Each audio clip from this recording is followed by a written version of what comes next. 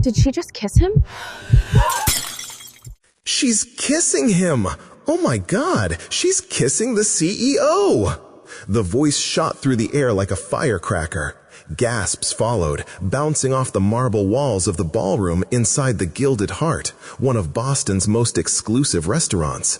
It was Christmas Eve, a night for giving, celebrating, and listening to soft jazz in the background. The tables were covered in white linen with gold trim, the wine flowed like water, and the laughter of the rich sounded like a symphony of self-satisfaction. And then, in a single terrifying moment, everything fell apart. Nathaniel Hale, the 39-year-old billionaire CEO of Hale Dominion, had been standing beside the 15-foot Christmas tree giving a toast, glass raised, smile camera ready, until his hand suddenly trembled, his voice cracked, his knees buckled, and then he collapsed. He hit the floor hard. His champagne flute shattered beside him. For 3 full seconds, the room was silent, paralyzed. Nobody moved, not the Wall Street power brokers in tuxedos, not the influencers holding their phones, not even his girlfriend Vivian, whose reaction was to freeze in place, mouth open, eyes wide. But she moved. Amina Brooks, 26, black, a waitress, a nobody in that room, at least to everyone else. She was supposed to be invisible, there to refill drinks, clear plates, and disappear quietly through the service door. But she didn't disappear. She ran. Past the hedge fund manager screaming for security, past the socialite gasping behind her glass of Merlot, past the 2 men who blocked her path, shouting, "Don't touch him, you don't belong here."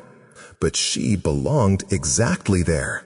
She dropped to her knees. She tilted his head, checked his airway, and felt for a pulse. Nothing. Amina kissed him on the lips. 2 full breaths. Then compressions. 1, 2, 3, 4. 1 more breath. And that's when someone pulled out a phone, recording the moment her lips met his, right in the center of the ballroom, right in front of Boston's wealthiest guests. "She's kissing him," someone hissed. "That black waitress is kissing the CEO." Not saving, not helping, not performing CPR. Kissing. That one word would go viral in under an hour.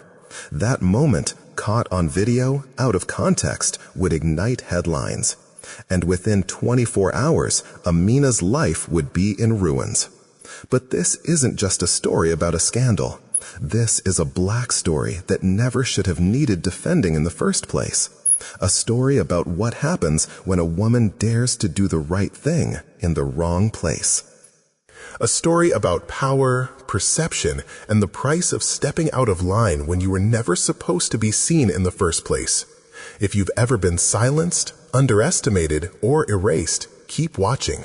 Because this isn't just about what happened in that ballroom. It's about what happened after. This is Hidden Worth. And you're about to witness how one act of courage turned into a storm of judgment, and how, against all odds, everything changed. So if this story speaks to you, tap that subscribe button. Not for me, for every voice still fighting to be heard. Amina Brooks didn't sleep that night. She sat by the window of her tiny apartment on the 4th floor of a rundown building in Roxbury, her breath fogging up the cracked glass. The Christmas lights from the street below blinked like tired eyes, dim and flickering, barely holding on. Outside, the snow piled high on the sidewalk. Inside, the radiator clanked like it was on its last breath. Her phone kept buzzing. DMs, texts, missed calls from unknown numbers, tweets she couldn't unsee, headlines she didn't recognize herself in. Waitress crosses the line at high society gala. Uninvited contact with billionaire CEO sparks scandal. Was it CPR or something else? She knew what happened in that ballroom. She knew what she did. She knew why she did it. She saved his life. But none of that mattered now. To the world watching from behind their screens, she wasn't a trained responder. She wasn't a human being acting in a crisis. She was just a black girl in a white space doing what she wasn't supposed to do. And the worst part? She was starting to believe the silence might be safer. Amina looked over at the couch where her little brother Elijah was asleep, a blanket half tucked under his chin. He was only 19, still in community college, studying mechanical engineering and working 2 part-time jobs to cover what their financial aid didn't. They didn't have parents to fall back on. Their mother, Rochelle, had been a night shift nurse in Dorchester. She died 3 years earlier after being sent home from an ER that didn't take her chest pain seriously enough. Amina still remembered standing in that hallway, watching a nurse glance at her mother's chart, then glance at her mother's face and decide to move on. Black pain wasn't urgent. Black bodies weren't priorities. She learned that early. So when the restaurant offered her the job at the Gilded Heart, even though it was barely above minimum wage and came with more humiliation than tips, she took it. Not because she liked pretending to be invisible, but because it paid rent. It kept Elijah in school. It kept the lights on most of the time. But now, that one moment on Christmas Eve might have cost her all of it. Earlier that day, her manager had called. "Until further notice, you're suspended, Amina," he said, trying to sound apologetic, but not trying that hard. "Corporate's reviewing the footage. There's been complaints." "What kind of complaints?" she asked. "Unprofessional conduct, inappropriate contact with a guest." "You mean CPR? I'm not the one making the decisions. I just relay them." He hung up before she could say more. Her paycheck wouldn't come next week. Her health insurance, already useless, would expire by month's end. She had $272 in her checking account, rent due in 6 days, and a roommate who'd been gone for 2 weeks without paying her half. And now, strangers on the internet were calling her a predator. She pulled up the video again, the one everyone had seen. Not the full footage, but the 30-second clip circulating like wildfire. It started right after Nathaniel collapsed. It showed Amina kneeling down. It froze the moment she pressed her mouth to his. No context, no audio, no compressions, just a still frame with a caption. Who gave her the right? Her stomach turned. If she stayed silent, maybe it would pass. Maybe people would forget by New Year's. Maybe she could crawl back to the world and pretend none of it happened. But if she stayed silent, wasn't that just another version of dying? She thought about her mom again. How Rochelle Brooks had fought to be seen in a hospital and died waiting. How Amina had sworn in that funeral home 3 Christmases ago that she would never look the other way when someone was in danger. That's what it came down to now. Live with your conscience or survive in silence. Speak up and risk losing everything. Stay quiet and lose yourself. Either way, there was a price. Amina got up from the window and walked to the bathroom. She looked at herself in the mirror. Her face was tired, but her eyes were still steady. Still soft. Still full of that light her mother used to call the kind of warmth that makes even strangers feel safe. She took a shaky breath and whispered to her reflection, "You did the right thing. Don't let them take that from you." Outside, the snow was still falling, but Amina Brooks was done waiting for a world that might never give her permission to be brave. She already had been. By sunrise the next morning, the city of Boston looked calm under a blanket of fresh snow, but Amina's world was already on fire. Her phone buzzed nonstop. Dozens of notifications exploded across her cracked screen faster than she could swipe them away. Hashtags, mentions, tagged posts, voice messages, missed calls, comments she hadn't asked to read, written by people who didn't know her, didn't care about the truth, and had already decided who she was. The 30-second video clip had gone viral overnight. It was on TikTok, Instagram, X, Facebook, Reddit, and even a few gossip blogs that usually spent their time roasting reality stars. Someone had added slow motion. Someone else added dramatic music. Others added arrows pointing to her lips, circling her face, and zooming into her skin tone. Even worse, multiple users added captions that hit like punches. "Black waitress crosses the line." "Is this assault?" She knew exactly what she was doing. Clout chasing at a billionaire event. Hire better staff. This is embarrassing. A $20 an hour media intern at some gossip site had no idea he was shredding a real person. But he hit publish anyway. By 8 a.m., Amina wasn't a human being anymore. She was content. She sat on the edge of her bed, hands trembling, scrolling through comments she should have stopped reading but couldn't. The more she scrolled, the worse they got. People debated her body, her skin, her motives, her right to perform CPR, her right to be in that ballroom at all. Someone wrote, "If that was my dad, I'd sue her for every penny she has." Another wrote, "Imagine thinking you can touch a man like Nathaniel Hale. Delusional." A third user, hiding behind a cartoon profile picture, said, "Typical. Always trying to take advantage of white men when they're vulnerable." Amina's chest tightened.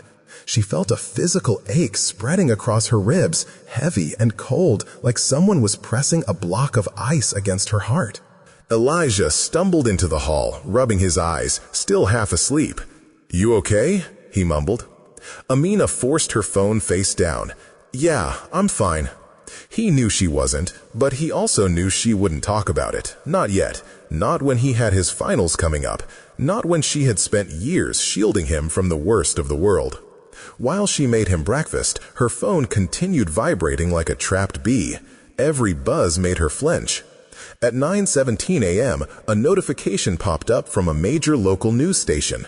Breaking: investigation launched after incident involving Waitress and Hale Dominion CEO. Her stomach dropped. She clicked. Bad idea. The anchor's voice was smooth and detached, like he was reporting on the weather or stock trends. An employee at the Gilded Heart is being looked into after witnesses say they acted inappropriately toward billionaire CEO Nathaniel Hale during a medical emergency. One guest said it looked like she was taking advantage of the situation while staff and other guests watched in shock. She felt her knees weaken. She grabbed the kitchen counter just to stay standing. That wasn't what happened. She saved him. She saved his life. But the world didn't care about the full video. The truth didn't trend. The lie was easier to sell. At 10:03 a.m., things got worse. A blog posted a still frame, zoomed in, grainy, but unmistakably her, and captioned it, "Boston Waitress Kisses Unconscious CEO on Christmas Eve." Within minutes, hundreds of users shared it, adding their own narrative. The comments flooded like a broken dam. "Gross. Fire her. She wants money. She thinks being black is a free pass. Bet she'll claim he assaulted her next." Amina backed away from her phone like it was something alive, something poisonous. Then the DMs came. Voicemail from a stranger. "You should be ashamed. Trash like you shouldn't be near real Americans." Another message. "I know where you work. See you soon." A third. "You better run, sweetheart." Her hands went cold. Her lungs tightened. For a moment, she forgot how to breathe. At noon, her manager called again. "Amina, you need to stay home. We're getting threats. People are calling the restaurant non-stop, demanding you be fired immediately." She squeezed the phone. "I didn't do anything wrong." "I know that," he whispered, "but corporate wants you off the schedule until they finish their investigation. Just stay quiet. Don't post anything. Don't give reporters a statement. The less attention you bring, the better." It was the oldest advice ever given to a black woman in trouble. Be quiet. Disappear. Don't make it worse. She hung up and stared at the wall for a long time. Outside her building, 2 reporters had already gathered. One held a microphone. The other pointed a camera at her window like they expected a scandal to peek out from behind the blinds. Her phone buzzed again. A text from her best friend Michaela. "Girl, you need to turn off your phone. The comments are getting uglier." Amina typed back with shaking fingers. "They already think the worst of me."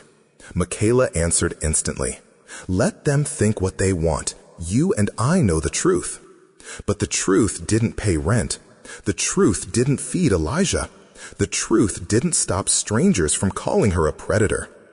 And for the first time since Christmas Eve, a thought crept into her mind.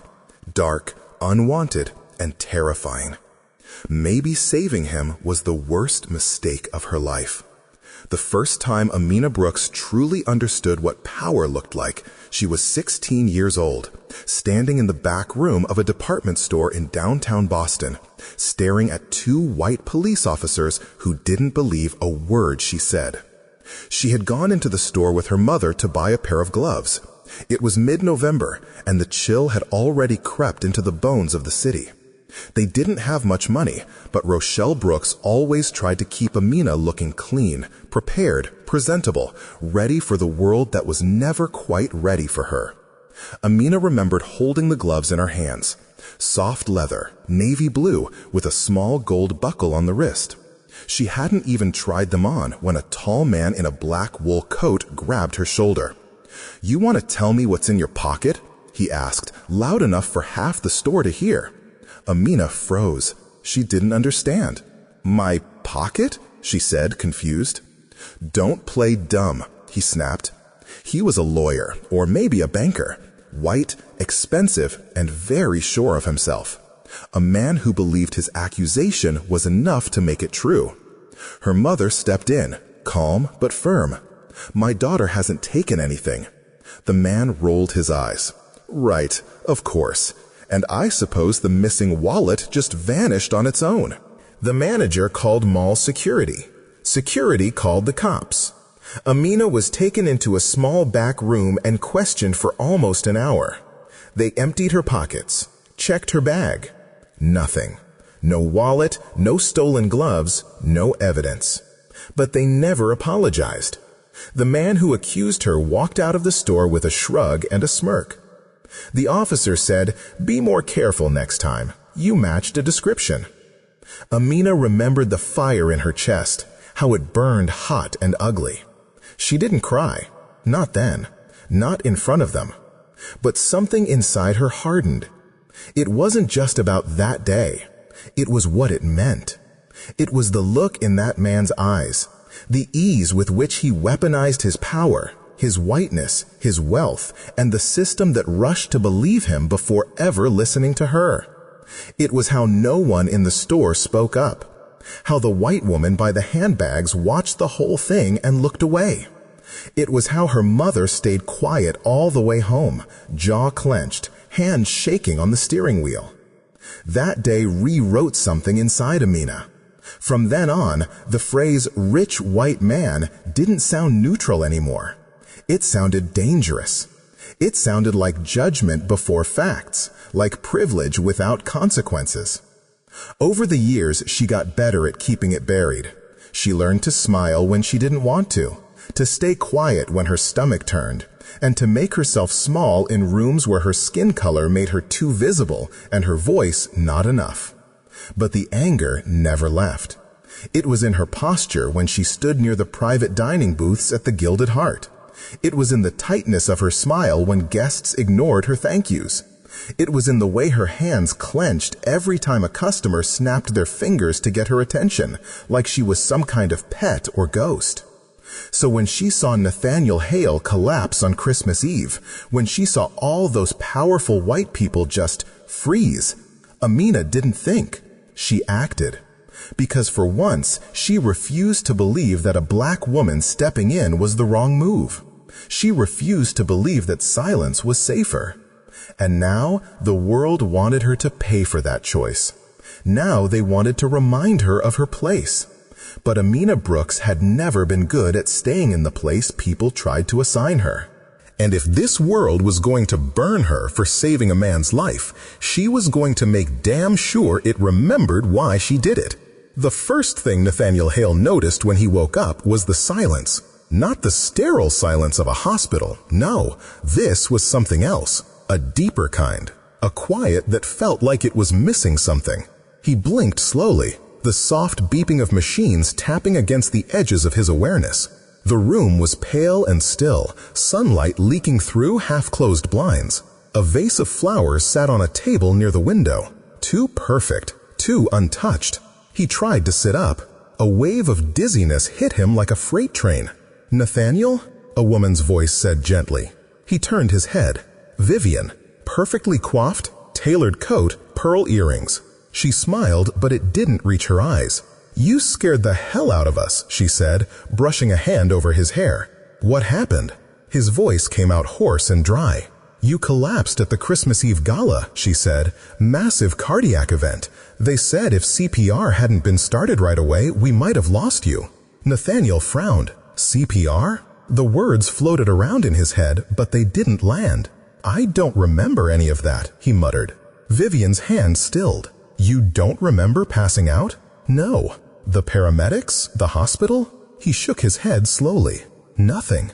She paused. Something flickered in her eyes. "Do you remember who helped you?" Nathaniel hesitated. He closed his eyes. There was a voice, a warm, steady voice, and something else, faint but real. The sensation of breath against his cheek, soft lips, a whisper. "Come on, breathe, please." Fingers pressed to his chest, the sound of someone counting, a hand squeezing his. But the face never came into focus. "No," he said, "just someone was there. I don't know who." Vivian stood up quickly. "Well, the important thing is you're safe now." But Nathaniel wasn't so sure. There was something off about the way she said it, something too rehearsed, like she was skipping over a page he hadn't read yet.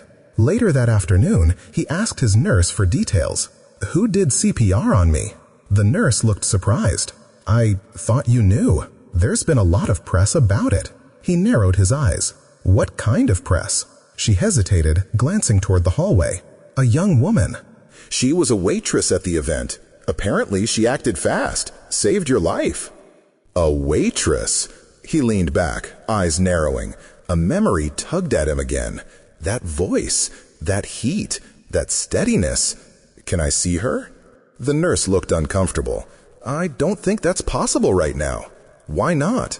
"Because, well, she's at the center of some controversy." He didn't get more than that, just enough to feel a knot forming in his chest. Back in his hospital bed that night, Nathaniel scrolled through his phone. He hadn't turned on the TV. Vivian had insisted on silence, on privacy, on calm. But something didn't sit right. He opened Twitter. He typed his own name. And there it was. Black waitress performs CPR on Nathaniel Hale. Video goes viral. Unprofessional contact? Public divided after shocking Christmas Eve moment. Who is she? Why did no one else act? He clicked the video. There, blurry but clear enough, was the moment his body was still. His lips are blue. And then, her. A woman with dark skin and calm eyes kneeling beside him, working, saving. People shouted. Some tried to pull her away, but she didn't flinch. The clip cut before she brought him back to life. Nathaniel sat back, jaw tight. He didn't remember her name, didn't remember her face, but somehow he felt like she was the only one in that room who didn't look away. And now she was being punished for it? He didn't know yet who Amina Brooks was, but he would, soon. Amina had never been inside a place as luxurious as the Beacon Hill townhouse she was standing in now. She didn't come by choice. She didn't come by invitation. She came because someone demanded it. The message arrived that morning, a text from an unknown number. "We need to talk. Meet me at this address, noon. No cameras, no excuses." A minute later, another message followed. "It concerns the incident. Come alone." Against every instinct in her body, she went. Mostly because fear had a way of making you curious, and because the last few days made her feel like she was losing control of her own story. If someone had answers, she needed to hear them. Now, standing in the marble foyer of this impossible house, she wondered if she made a mistake coming here. Everything smelled expensive. The cinnamon candles, the polished wood, and the hand-woven rugs. Even the air felt filtered through old money. A woman appeared at the top of the spiral staircase. Tall, blonde, elegant, wrapped in a designer winter coat with fur trim and boots that cost more than Amina's monthly rent. Her walk was unhurried, her posture flawless, like she'd been trained since birth to move like royalty. It was Vivian Markham, Nathaniel Hale's girlfriend. Amina felt her pulse spike. Vivian didn't smile, didn't blink. She just walked straight toward her like a prosecutor approaching the accused. "So," Vivian said softly, "you're the girl everyone is talking about." Amina forced herself to stay calm. "My name is Amina." "I didn't ask for your name," Vivian replied. "I asked if you were the girl." Amina said nothing. Vivian circled her slowly, her heels tapping like a clock counting down. "I saw the video, every angle, every replay. Quite the performance you gave." "It wasn't a performance," Amina said. "It was CPR." Vivian let out a low, humorous laugh. "Is that what you're calling it?" Anger shot through Amina's chest, sharp and familiar. "I saved his life." "Oh, sweetheart," Vivian said, leaning close. "You saved your own image. You saw a powerful man collapse, and you seized the moment. Clever girl, brave girl, or so the internet says." Amina stepped back, revolted. "I didn't even know who he was." Vivian's smile faded instantly. The temperature in the room shifted. Her eyes hardened, turning cold, sharp, and calculating. "Let me explain something to you," she said. "Nathaniel Hale is a man with influence, with responsibility, with a reputation. And right now, that reputation is tied to you, someone who doesn't understand how fragile these things are." "I didn't ask for any of this," Amina said quietly. "Of course you did," Vivian whispered. "Every time you opened your mouth to breathe near him, you asked for this." Amina stared at her. "What do you want from me?" Vivian stepped closer, lowering her voice. "I want you gone." Amina blanked. "Gone?" "Disappear from the media, from social networks, from Boston if you have to. I want this entire story to go away. And since you're the spark that lit it, you need to extinguish yourself." Amina didn't move. Vivian reached into her coat pocket and pulled out a white envelope, thick and heavy. She placed it in Amina's hand. "That is $10,000, Vivian said. "Enough to relocate, enough to stay quiet." Amina felt her stomach twist. A bribe, a literal bribe, the kind she'd always heard about but never thought she would face herself. "Take it," Vivian said calmly, "and walk away. You'll save yourself months, maybe years of public humiliation." Amina's fingers curled around the envelope. The weight of it was real. $10,000 could pay rent for almost a year. It could help Elijah finish school. It could buy groceries, winter coats, and peace. But then she thought about something else. Her mother, her voice, her promise. Stand up when nobody else will. Amina lifted her head. "No." Vivian blinked. "Excuse me?" "I said no. I'm not taking your money. And I'm not disappearing just because you're embarrassed that someone else saved your boyfriend." Vivian's jaw clenched. "You have no idea who you're talking to." "I do," Amina said. "Someone who thinks she can buy silence because she's afraid of the truth." Vivian stepped so close their noses almost touched. "You think the internet is cruel now?" she whispered. "You think losing a job is the worst that can happen to a girl like you?" She smiled, and it wasn't kind. "I can ruin you in ways you haven't even imagined." Amina's voice didn't shake. "You already tried." Vivian leaned back with a cold laugh. "Sweetheart, that wasn't me trying. That was the internet doing what it always does." She turned and walked toward the door, heels echoing through the foyer. At the threshold, she glanced back. "You have until midnight to decide. Take the money, or take what comes next." And then she was gone. Amina stood alone in the silent house, still holding the envelope, her heartbeat pounding like a drum in her ears. She didn't know that at that exact moment, miles away, Nathaniel Hale was staring at the raw, unedited security footage of the Christmas Eve gala and realizing that everything he'd been told was a lie. Nathaniel Hale wasn't the kind of man who liked being told what to think or what to feel. And yet, for the last 5 days, everyone around him had tried to do exactly that. His PR team wanted him silent. His board wanted him grateful but vague. His lawyers wanted him to sign statements without reading them. And Vivian? Well, she wanted the story to disappear altogether. But nothing inside Nathaniel felt like disappearing. Because the more he watched that footage, the real footage, the more something inside him changed. He saw himself collapsing. He saw everyone standing still. He saw chaos, confusion, inaction. And then he saw her, Amina, kneeling, focused, refusing to let him die. He watched the way she pressed her palms into his chest with precision, the way she tilted his head, covered his nose, and gave him breath. And then he saw the others, ripping her off of him, shouting, grabbing, treating her like a threat instead of a hero. Nathaniel paused the footage on her face, eyes wide with fear, mouth trembling, hands bruised from doing what no one else had the guts to do. He didn't know her name yet, but he knew the truth, and the truth had been buried under headlines, spin, and silence. No more.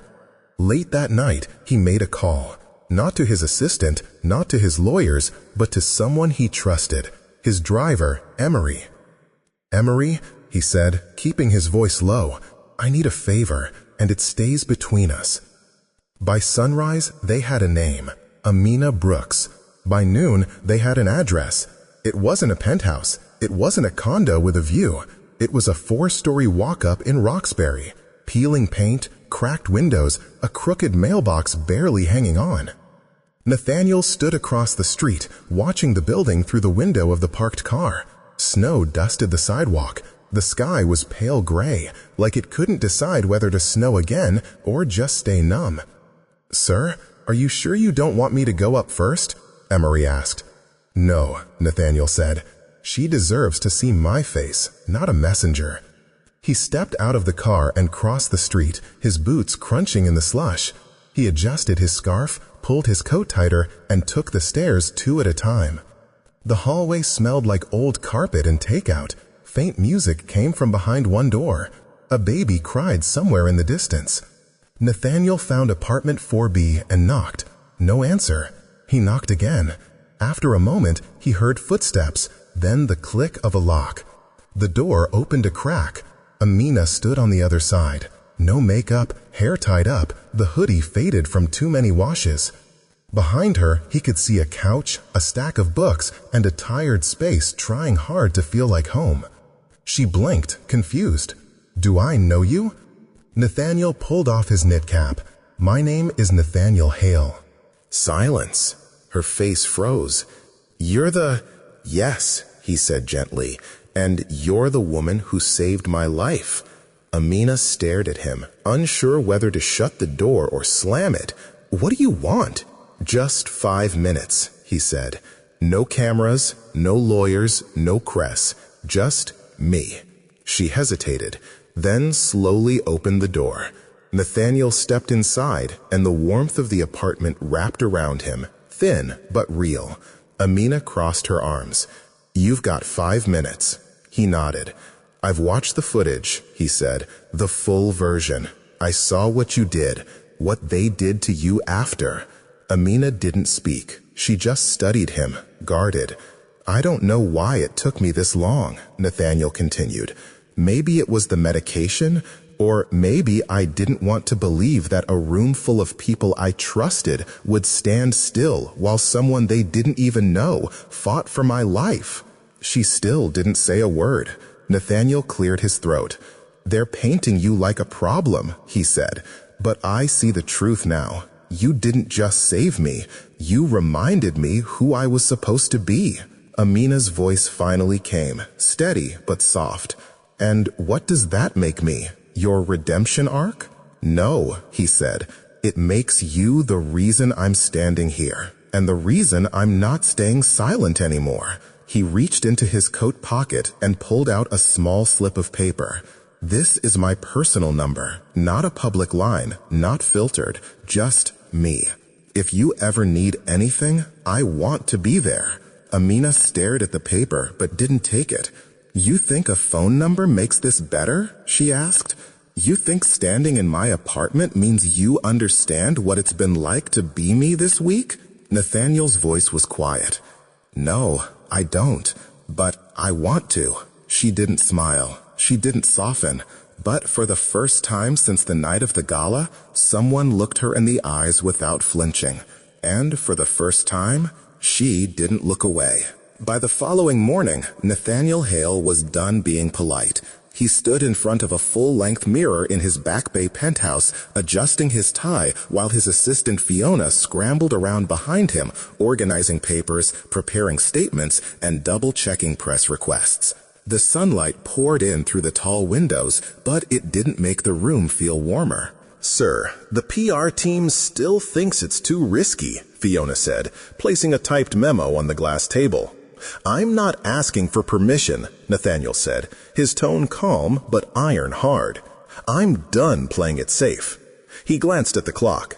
9:03 a.m. By 10, he'd be standing in front of a podium at a press conference streamed across every major network. The headline circulating that morning was brutal. Waitress still silent after scandal. Where's Nathaniel Hale's voice? It was the last straw.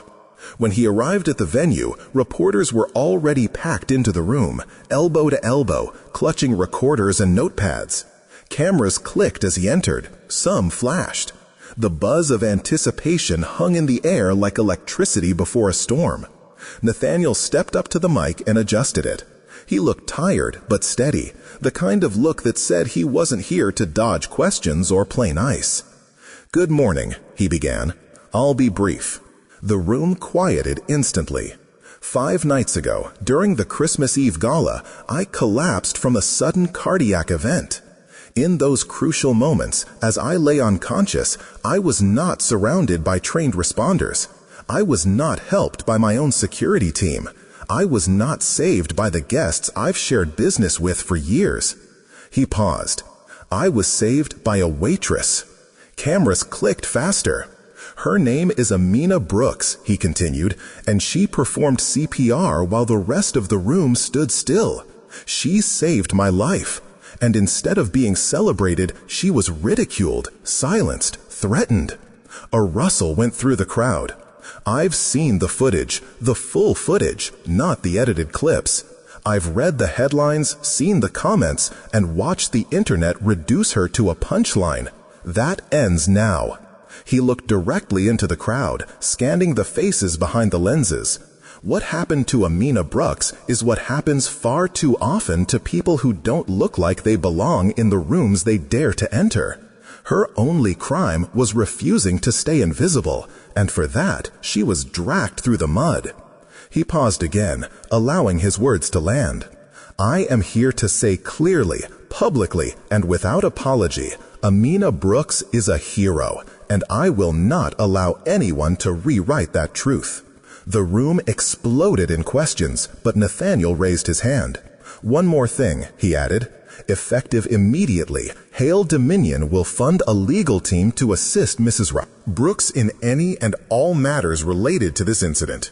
Any harassment, defamation, or threats against her will be treated as an attack on this company's values, and on me, personally. A gasp rippled through the crowd. And finally, he said, his voice softening, I'd like to extend a personal apology to her and to every woman and every person of color who has ever done the right thing only to be punished for it. The room was silent now.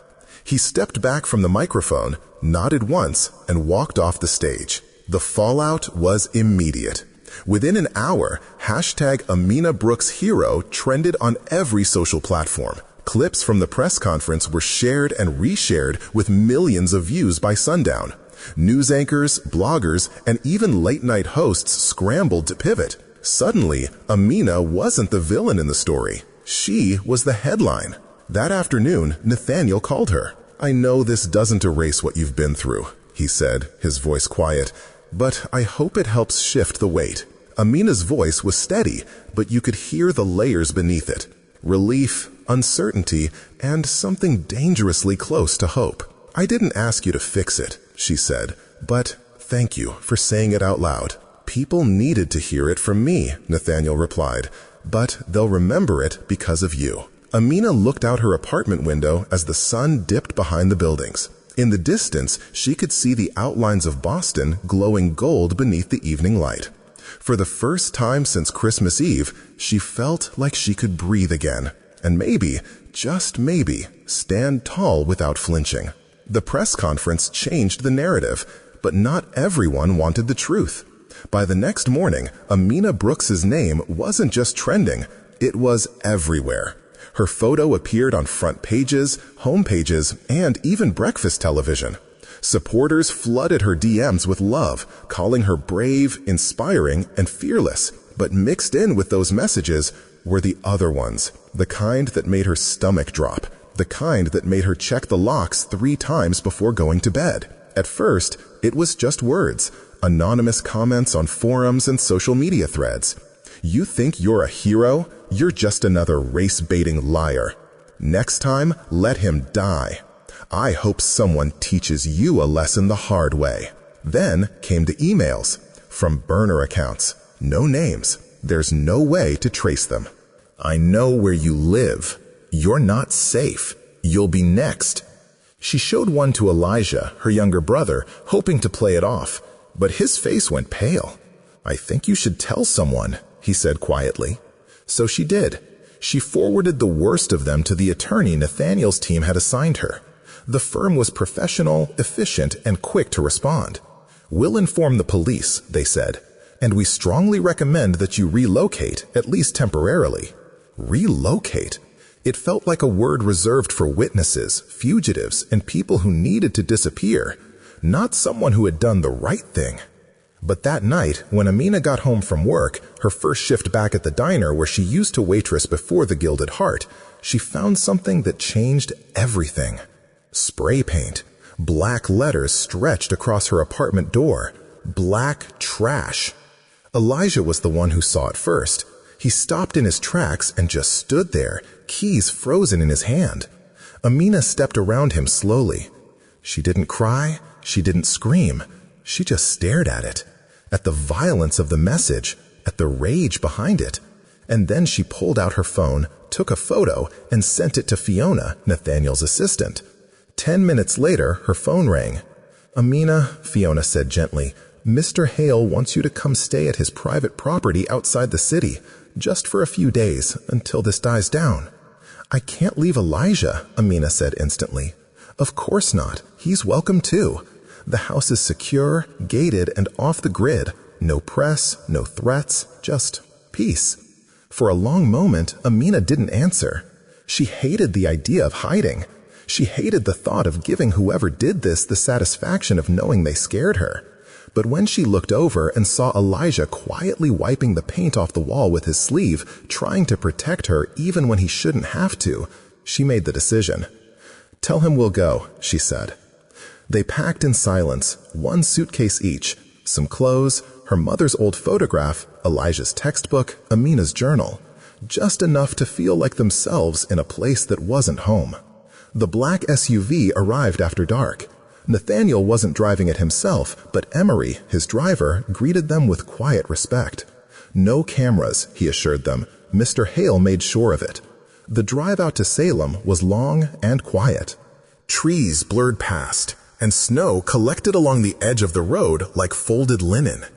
When they arrived, Amina was stunned by the view. The house wasn't a mansion, not in the flashy sense, but it was peaceful. A single-level modern farmhouse surrounded by woods and silence. A porch swing creaked in the wind. Warm lights glowed from inside. Inside, it smelled like cedar and clean linen. Amina's boots sank into plush carpet as she walked through the hallway. A note waited for her on the kitchen counter. "Stay as long as you need. You are not alone anymore. N." Elijah flopped onto the oversized couch and flipped through channels like it was the first time he'd been allowed to relax in weeks. Amina stood by the kitchen window, watching snow fall through the trees. For now, at least, they were safe. But the deeper truth settled in her chest like a stone. She hadn't just stepped into a storm. She'd become the storm center. And there were still people out there trying to erase her for it. But this time, she wasn't running. She was rebuilding. It was the little things that caught her off guard. The first morning at the Salem house, Amina walked into the kitchen still half asleep and found Nathaniel at the stove flipping pancakes. No apron, no staff, just him in sweatpants and a thermal shirt, hair tousled, spatula in hand, like some quiet version of a man she'd never expected. "You cook?" she asked, surprised. He glanced over, smiling sheepishly. "I do what I can. Don't be impressed. It's the boxed mix." Amina raised an eyebrow, sat down at the island, and watched him drop another dollop of batter onto the griddle. He wasn't graceful. He burned the first one. He cursed softly under his breath. It was the first time she saw him not as a headline or a press conference or a tailored suit, but just a guy. Later that afternoon, Elijah found the bookshelves in the den and pulled one down. Nathaniel wandered in and noticed. "You like Baldwin?" he asked. Elijah nodded, holding the copy of The Fire Next Time like it was sacred. Nathaniel smiled. "Favorite line?" Elijah blinked. "You first." Nathaniel didn't hesitate. "Love takes off the masks that we fear we cannot live without and know we cannot live within." Amina, who had been listening from the next room, stopped pretending not to listen. That night, after Elijah went to bed, Nathaniel sat with her by the fireplace. He nursed a cup of tea. She sipped water. The flames crackled between them, soft and steady. "You didn't have to let us stay here," Amina said quietly. "I did," he answered, just as quietly. "But why? You've already done enough." Nathaniel stared into the fire for a long moment. "My mom was a nurse," he said.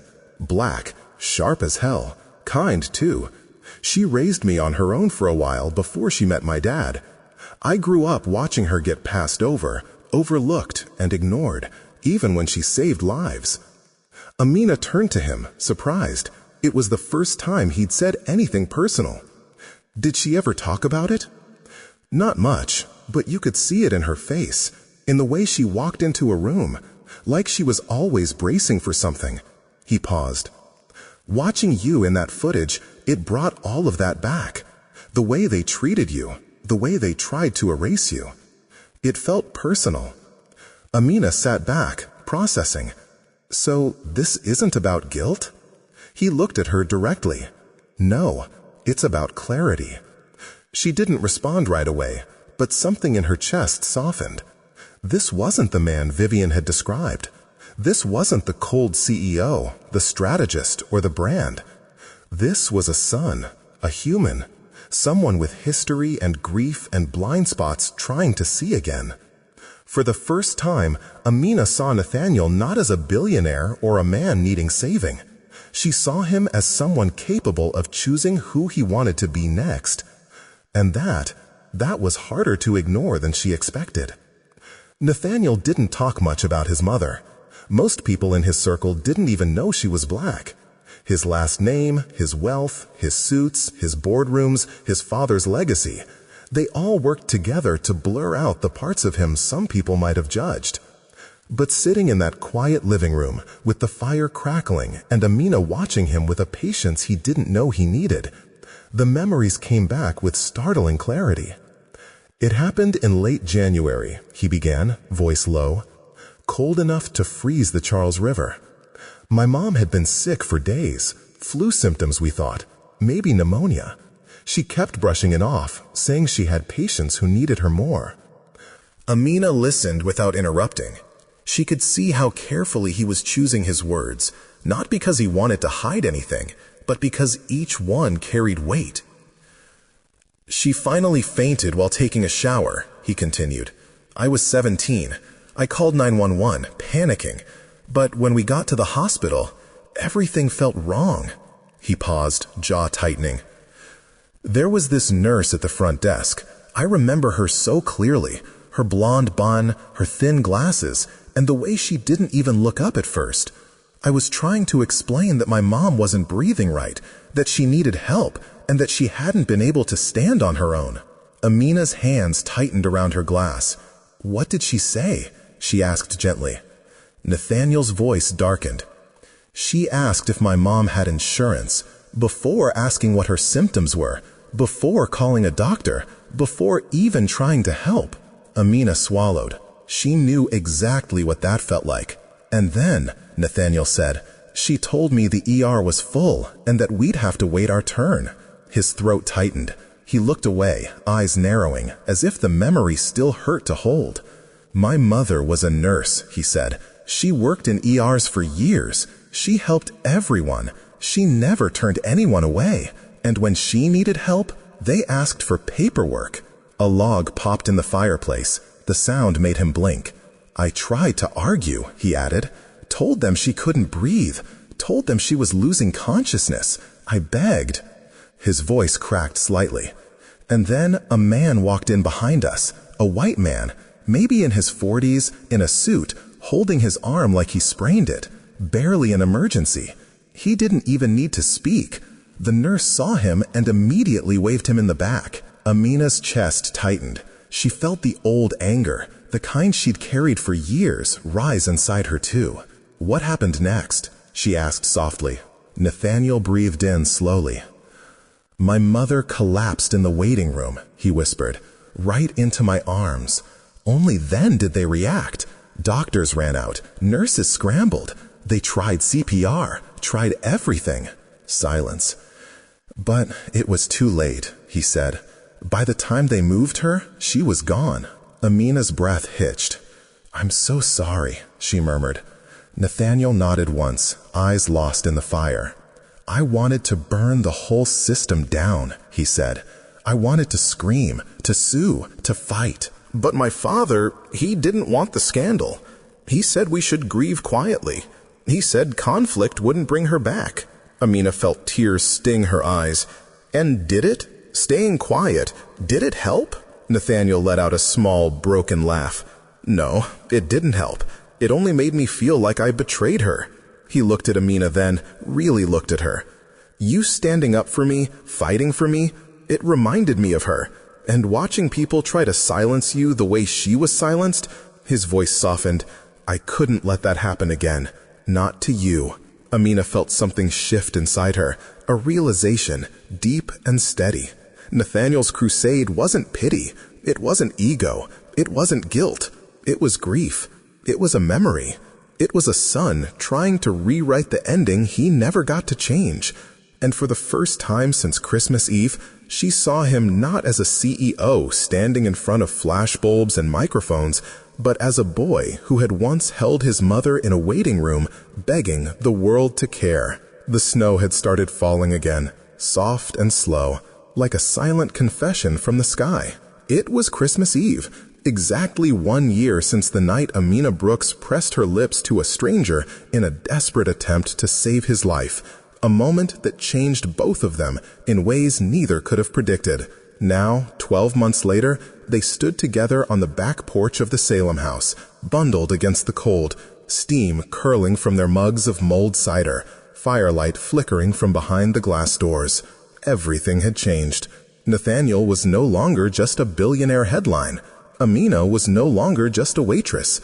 They had both shed versions of themselves that no longer served them. Inside the house, Elijah was laughing with a few new friends he'd made, kids from the nearby school Nathaniel had funded through his new equity initiative. Janet Holloway, flown in by Fiona that morning, sat wrapped in a blanket by the tree, watching a corny Christmas movie with wide eyes and a full heart. But out here, on the porch, it was just the two of them. Amina looked up at the snow, lashes catching flurries like they were made to hold them. "You know," she said softly, "this is the first Christmas I've spent where I wasn't working a double shift." Nathaniel glanced at her. "That can't be true." "It is," she smiled. "Last year was the first time I wasn't bussing tables at midnight, and even then I was still wearing an apron." She looked down at her hands. "Funny how I saved your life in a borrowed uniform and torn sneakers." Nathaniel's smile was gentle. "And now look at you. No apron, no borrowed anything." He reached out and brushed a snowflake from her coat sleeve. The gesture was small, but it made her breath catch. A year ago, that same hand had clutched her wrist as she performed chest compressions, begging her not to stop. A year ago, that same man had been unconscious on the floor of a ballroom while cameras rolled and a crowd whispered and pointed. Now he stood here, breathing, alive, free, because of her. "Do you ever wonder what would have happened if I hadn't stepped in?" she asked, voice barely above a whisper. "All the time," Nathaniel replied. "But I don't wonder for long, because if you hadn't saved me, I never would have met you." Amina looked at him then, really looked. He wasn't perfect. He had blind spots, still struggled with guilt, still flinched when headlines came too fast. But he was real. And for the first time in a very long time, she trusted that. "I've been kissed twice by you," he said suddenly, eyes holding hers. She blinked. "Twice." He nodded. "Once on a ballroom floor, to save my life, and once right now." He took a step closer, his voice barely above the wind, to give it meaning. Amina didn't move, not at first, but something in her chest unlocked, the kind of click you only hear once you've stopped running. She set her mug down on the porch rail. Snow was gathering on the banister, soft and undisturbed.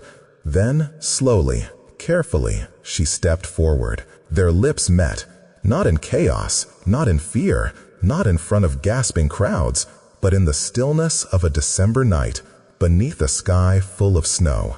The kiss was slow, sure, and quiet. It didn't ask for anything. It simply offered everything. When they pulled apart, neither of them spoke, because sometimes silence says it all. Inside, the fire crackled louder. Elijah peeked through the glass, grinned, then ducked away without saying a word. Amina laughed softly. Nathaniel tilted his head, amused. "What?" She shook her head. "Nothing. Just, I think this is the first time in a long time I felt okay with being seen." He smiled at that. "You were always worth seeing, Amina. The world just needed time to catch up."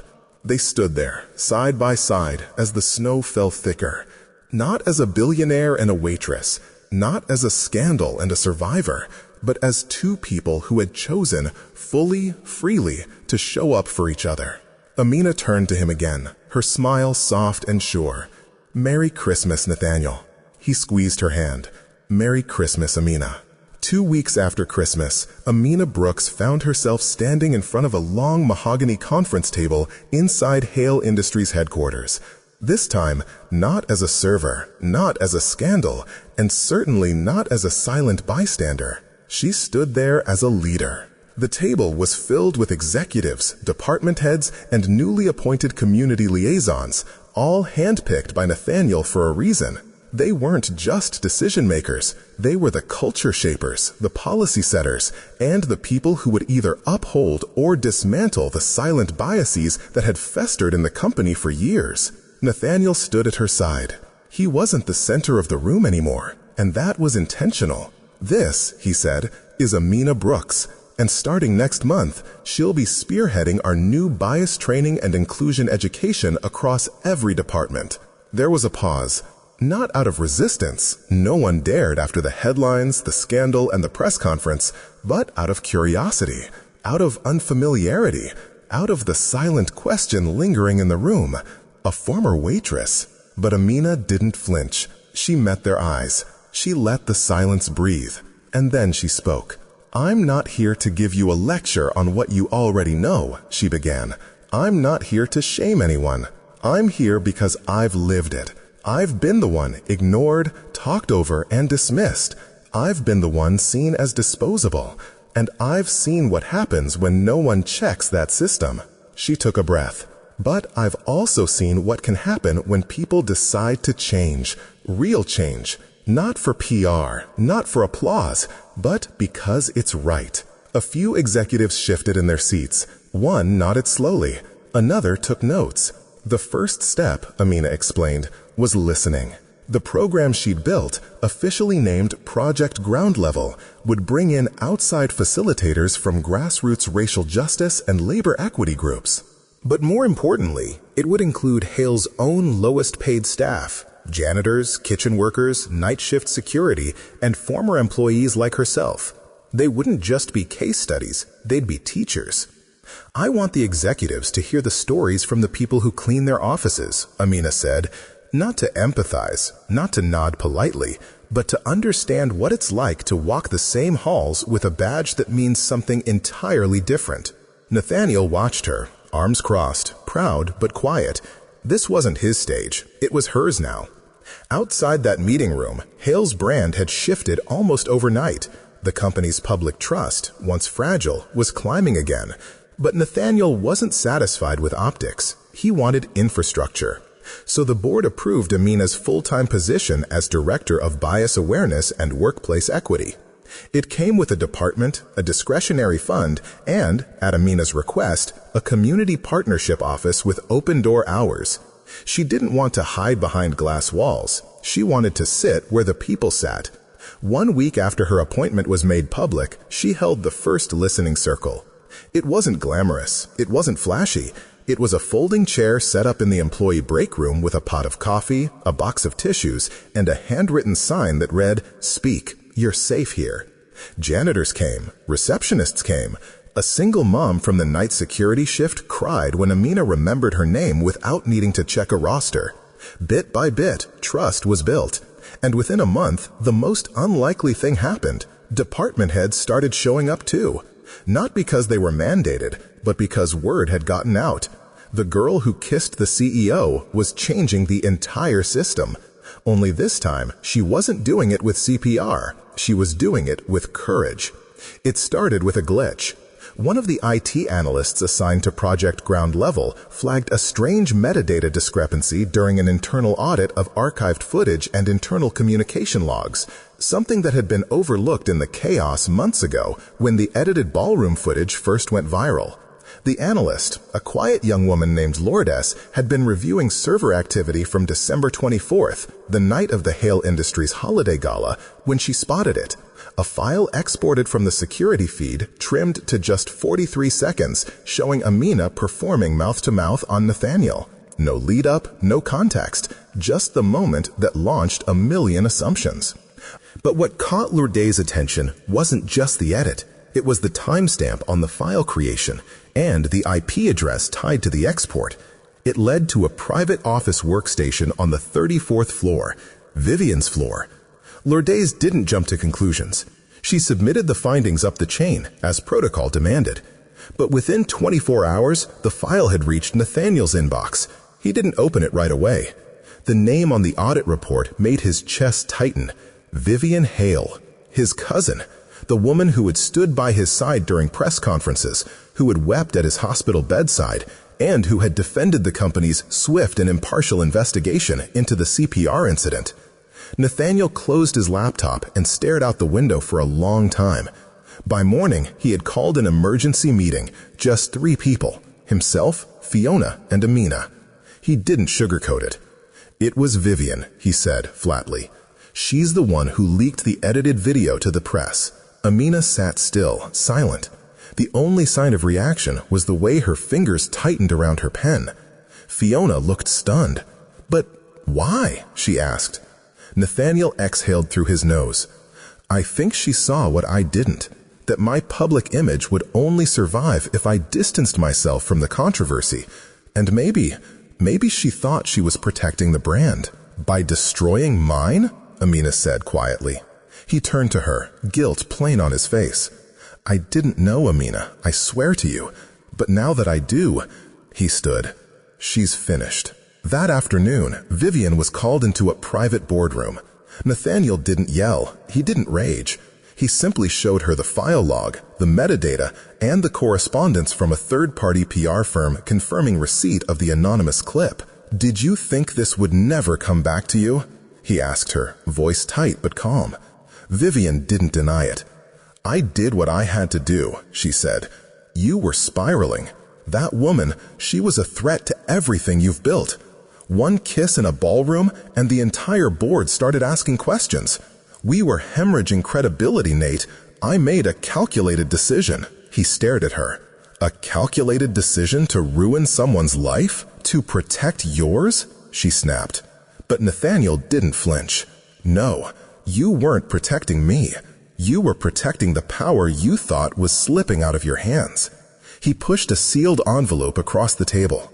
Your resignation, effective immediately. She didn't even read it, just scoffed, stood, and walked out. But not before turning back with one last jab. You're throwing away a legacy for a girl who once served hors d'oeuvres.